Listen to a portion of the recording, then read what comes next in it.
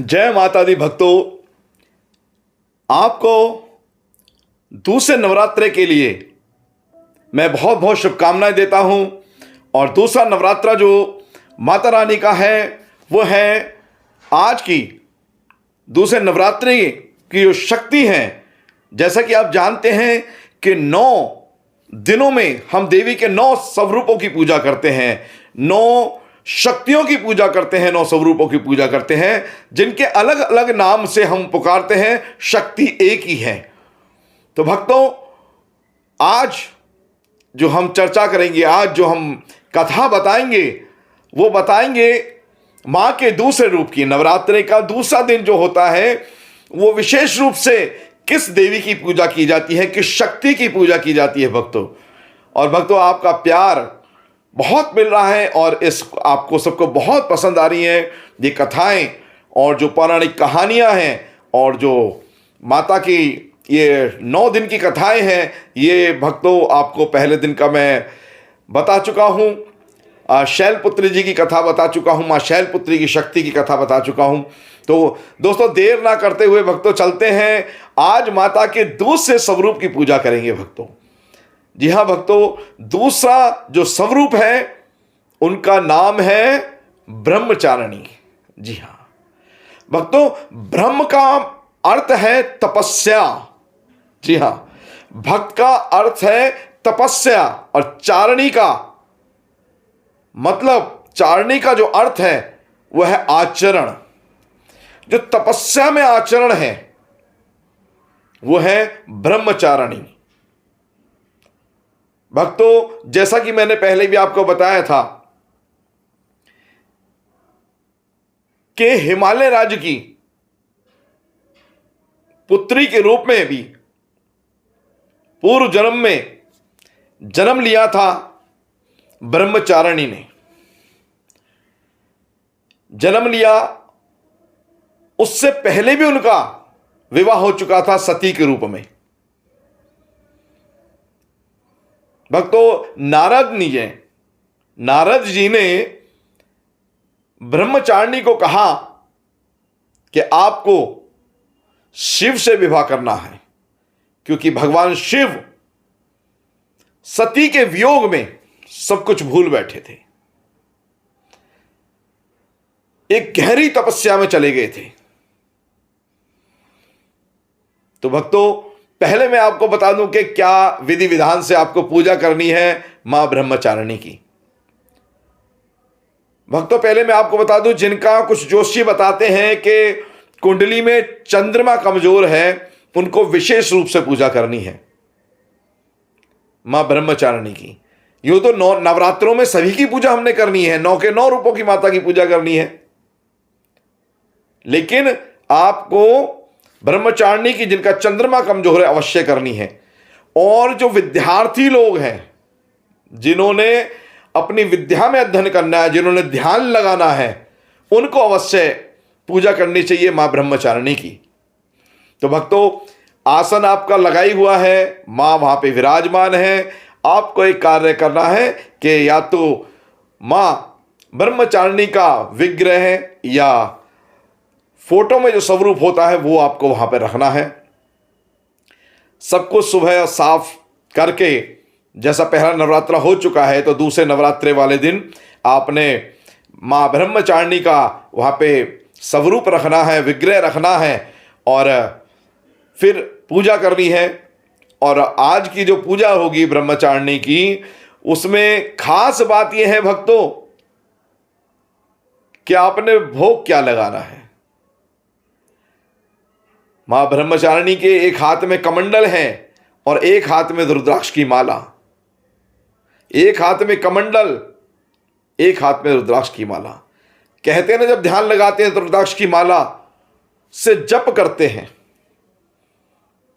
कमंडल खुद तपस्या का प्रतीक है और मां का स्वरूप श्वेत वर्ण है। तो भक्तों, आज के दिन विशेष आपको मां को जो भोग लगाना है वो या तो सफेद चीनी का लगाना है, सफेद मिश्री का लगाना है या बूरा का लगा सकते हैं। सफेद चीज का आपको भोग लगाना है। जिनका मैंने बताया आपको चंद्रमा कमजोर है, उनको विशेष पूजा करनी है। मां को विशेष पुष्प चढ़ाना है। लाल पुष्प के साथ साथ आपने चढ़ाना है सफेद पुष्प ऑल्सो चढ़ाना है। मां की इस पूजा करने से मनुष्य में तप, त्याग, वैराग्य का संचार होता है और संयम की वृद्धि होती है। मैं आपको बता दूं, मां ब्रह्मचारिणी ने जितनी तपस्या की है दुनिया में, पूरे तीनों युगों में, सतयुग में कभी भी किसी ने उतनी तपस्या, इतनी बड़ी तपस्या नहीं की। इसीलिए उनको ब्रह्मचारिणी कहा जाता है। तो आप सबको पूरे रीति रिवाज से व्रत करना है। माता रानी का जो व्रत नहीं रख सकते वो वैसे भी पूजा कर सकते हैं, परंतु जिन घरों में विद्यार्थी हैं, जिन घरों में बच्चे पढ़ते हैं, उनको पेरेंट्स जरूर बोलें कि आप जो है माँ ब्रह्मचारिणी की पूजा अवश्य करें। उनको अवश्य विशेष रूप से उनकी पूजा करें। और भक्तों, सभी भक्त माँ ब्रह्मचारिणी की पूजा अवश्य करें, क्योंकि जो धैर्य है वो वहीं से मिलेगा, जो संयम है वो वहीं से मिलेगा माँ के चरणों से, जो तप है वो भी माँ ब्रह्मचारिणी के चरणों में मिलेगा। तो चलते हैं भक्तों। जब भगवान नारायण ने कहा मां ब्रह्मचारिणी से कि आपको भगवान शिव से विवाह करना है, तो मां ब्रह्मचारिणी को, भक्तों, मां ब्रह्मचारिणी को 1000 वर्ष तपस्या करनी पड़ी भगवान शिव की। 1000 वर्ष, और वो भी केवल फल फूल खा करके। भक्तों, कितनी कठोर रही होगी वो तपस्या भक्तों, सोच सकते हैं क्या हम? लेकिन भक्तों यही नहीं है, 100 वर्षों तक मां ब्रह्मचारिणी को जमीन पे अपना आसन लगाना पड़ा। 100 वर्षों तक, 1000 साल की तपस्या, केवल फल फूल ग्रहण करके तपस्या की गई, ध्यान किया। और भक्तों 100 वर्ष जमीन पर आसन लगा करके उनको सोना पड़ा। और ये कुछ भी नहीं है भक्तों, मैं अभी और आपको बताता हूं कि कितनी तपस्या। 100 वर्षों के पश्चात उनको वो उपवास रखने पड़े कि उन्होंने फल फूल खाना भी छोड़ दिया। 3000 वर्ष केवल वृक्षों से टूटे बिल्व पत्र, जिसको भगवान शंकर को प्रिय होते हैं, चढ़ाते ना भगवान शिव के शिवलिंग पे, बेल पत्थर के जो पत्र होते हैं, पत्ते होते हैं, वो चढ़ाते हैं। केवल बिल्व पत्र खा करके 3000 वर्ष खुले में रह करके पहाड़ पर धूप, वर्षा, ताप,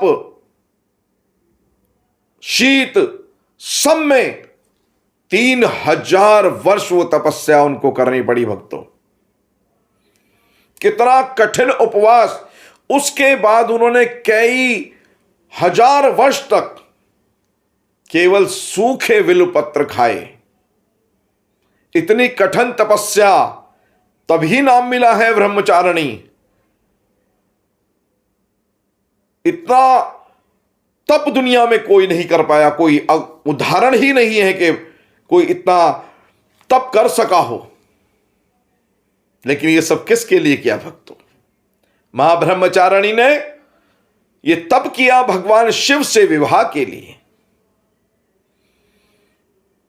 इतनी कठिन तपस्या, क्योंकि माने जन्मों जन्मों से भगवान शिव से विवाह हुए, वियोग हुए, जन्मों जन्मांतर तक कितनी बार ही विवाह हुए, कितनी बार ही छूटी।